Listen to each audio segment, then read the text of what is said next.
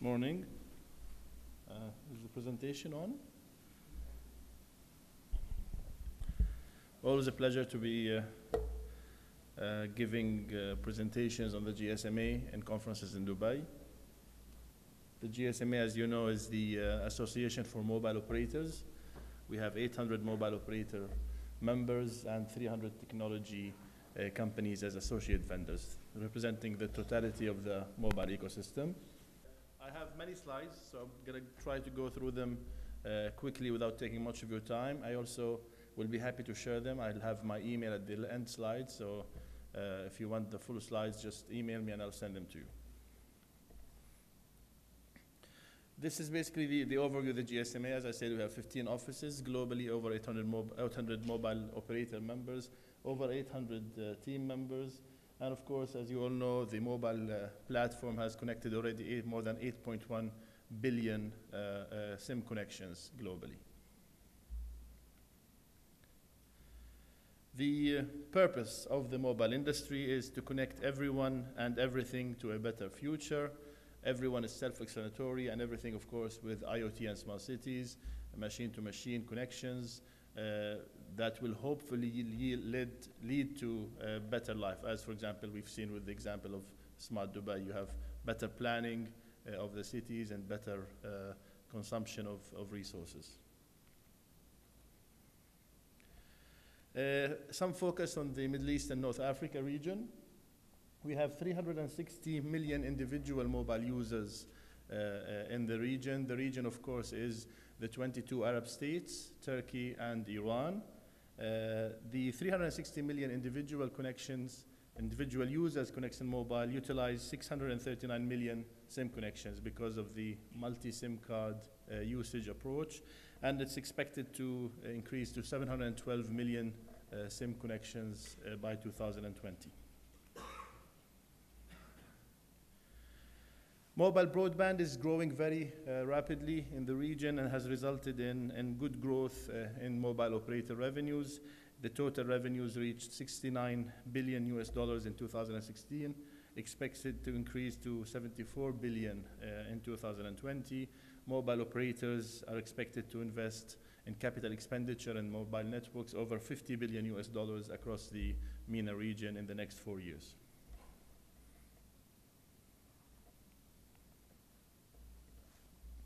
The mobile ecosystem itself within the MENA region contributes 165 billion to regional GDP, representing around 4.2%. This is expected to grow to around 194 billion in 2020, 4.3% of the regional GDP across the MENA region. And of course, it's contributing to major economic and social benefits. For example, financial inclusion. We have a substantial case in the MENA region where in some countries, 90% of adults do not have a bank account, are not part of the financial system. We have mobile money services, 24 mobile money services in 9 countries, contributing to enhancing financial inclusion in the MENA region. Of course, there's digital inclusion. Mobile internet penetration is already at 38% of the population, expected to increase to almost 50% by 2020. And of course, innovation, 31 million MTM connections expected in the region by 2020.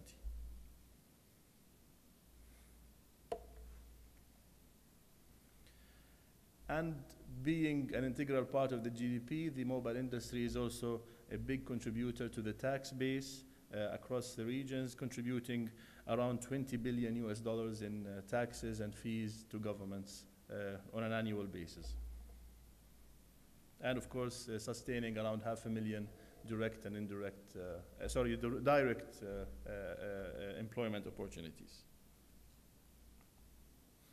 Now a focus on our Internet of Things program, which is an integral part of smart cities.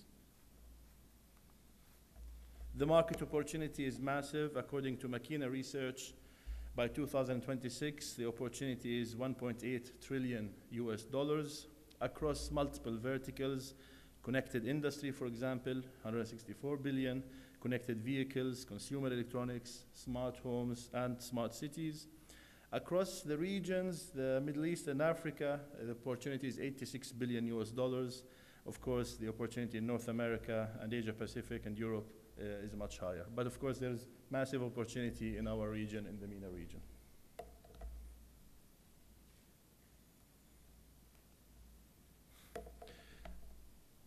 At the GSMA, we believe that the mobile operators have an integral role in IoT, not just in data connectivity, but also moving, as you can see in the bottom of the slides, to network services and managed connectivity, and then of course market potential being platforms and content services. And the focus, of course, is in the low power wide area technology that will allows IoT connected devices to have a battery that could last for 10 years without needing replacement, because it's unpractical to change the battery every 6 months or so. So that's why the technology is low power, wide area network technologies. Market growth in 2016, there were 500 million almost M2M mobile connections using IoT, expected to grow to 6 billion by 2026. And expected that 64 will be LPAWA connections. We favor, of course, mobile IoT in the licensed spectrum, because if the IoT connection is within the licensed spectrum, it's the trusted IoT. It's a 3GPP standard, secure, operator-managed IoT networks, scalable. You can definitely define the demand and anticipate the demand and service it well. And of course, it's low power as well. The standards now in the licensed IoT are the two standards to your right here of the slide, narrowband IoT and LTE-M. These are the 3GPP standards. They're in the licensed spectrum. Again, that allows you for security and allows for scalability. And the key features of it is it's very low cost, very good coverage, very long battery life. Again, basically, you put in the sensor, the connection, using that standard, and you really need just to change the battery every few years. And very low data needs, so it doesn't burden the mobile broadband networks, and it's a two-way communication as well.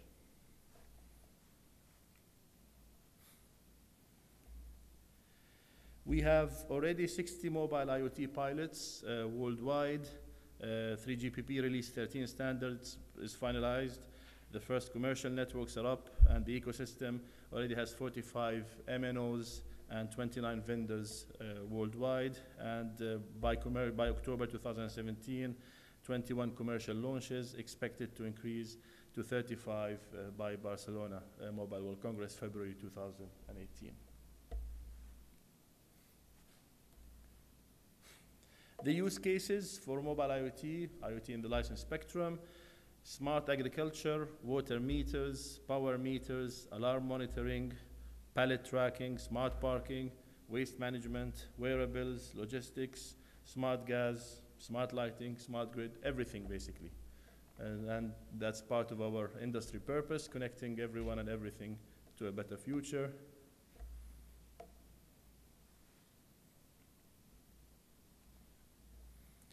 And these are the commercial launches, some of the commercial launches of mobile IoT standards across the world. Verizon and AT&T in the United States, for example, both launched LTE-M and in narrowband IoT. We have in the Middle East and North Africa, Etisalat and Turkcell in Turkey, Etisalat in the United Arab Emirates, Vodafone in Spain, Korea Telecom, and so on.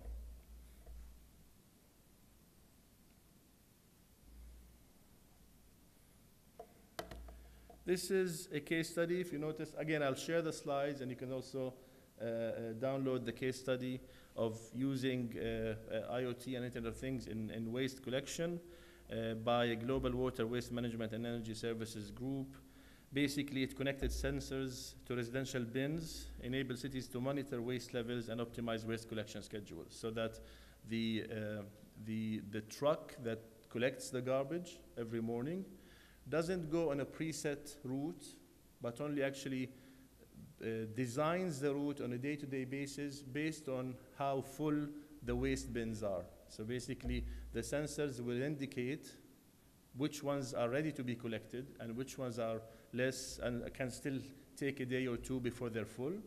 And the daily route of the collection truck will actually be dynamic based on the morning feedback, which will, of course, shorten the path it takes, lower congestion on the streets, and also reduce the carbon footprint and pollution of these trucks driving around. Much easier to basically optimize a route to collect 40 or 50% of the trash bins in that neighborhood or in that city, rather than do a dumb route every day, passing by every single trash bin, even if it's not full yet. So it's just better utilization and optimization.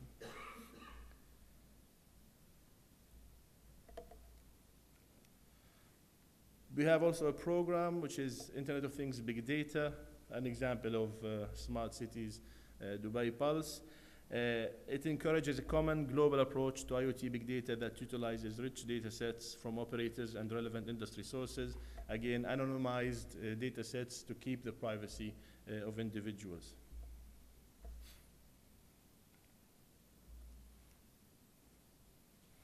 Some of the case studies, the GSMA IoT Big Data API directory provides details of IoT and context data sets available from multiple sources worldwide in smart homes, for example, smart cities, environment, automotive, and agricultural applications.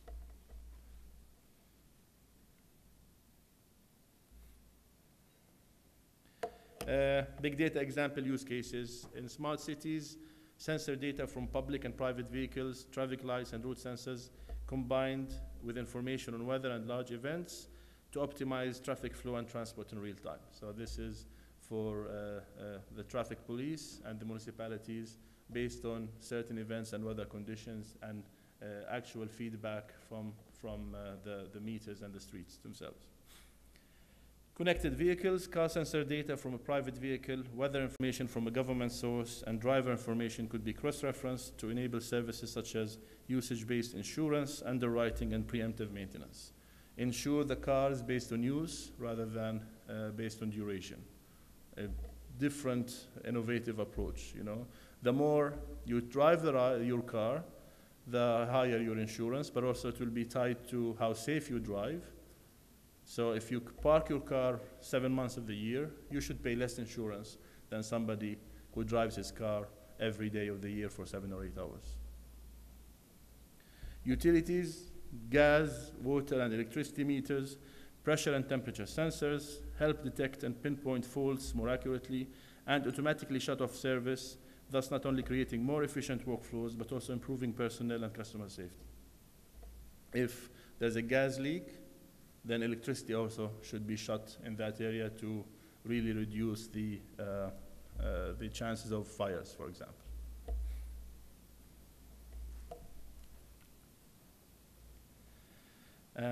Smart cities, part of our program at the GSMA, we believe that mobile operators are very well placed to bring smart cities to life as the foundation for IoT and smart and connected devices.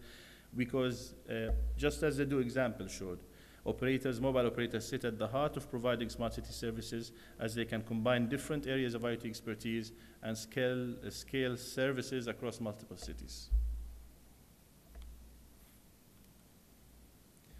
The applications of IoT and in smart cities would be in parking, metering, lighting, traffic, waste.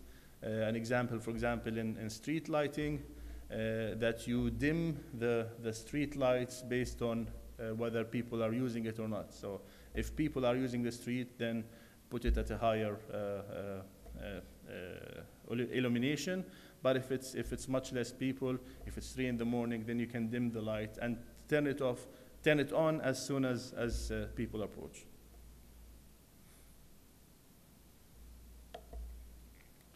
Some examples from the city of Valencia, for example. It's a water cycle. They manage over 1 million water meters, including 600,000 automated meter reading devices. And the technology allows them to read meters at any time and connect meters as they wish across the region. Much more easy than having personnel visit meters on a monthly basis.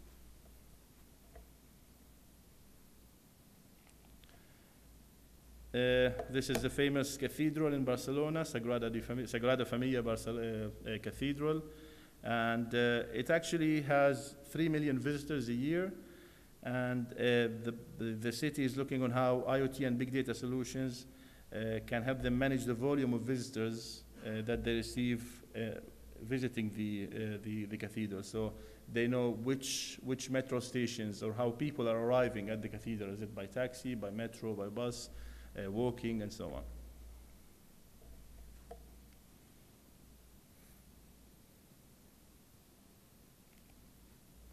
This is an example of traffic management in cultural capital of Taiwan, Tainan.